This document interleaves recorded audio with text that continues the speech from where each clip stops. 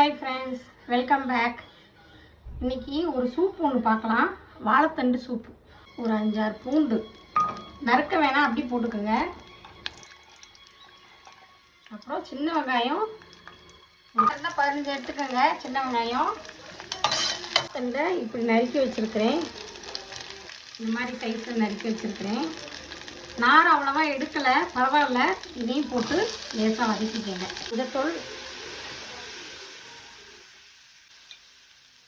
ஜீரகத்தூள், தேவைக்கு உப்பு, தண்ணி ஊற்றிக்கோங்க.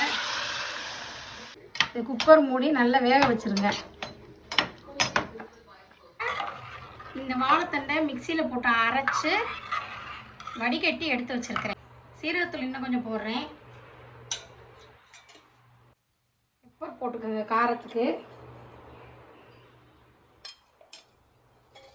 வாழைத்தண்டு உடம்புக்கு ரொம்ப நல்லது. பொரியல் பண்ணி கொடுத்தா பிள்ளைங்க சாப்பிடாதுங்க. இந்த மாதிரி வச்சு கொடுத்துருங்க, கண்டிப்பாக சாப்பிடுவாங்க. இந்த ஸ்டேஜில்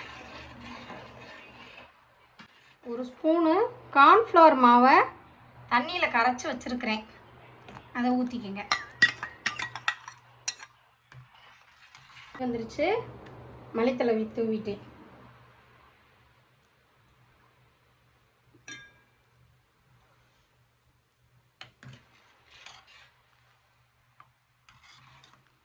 அவ்வளோதாங்க, சூப் ரெடி ஆயிடுச்சு. வாழைத்தண்டு சூப்பு ரெடி.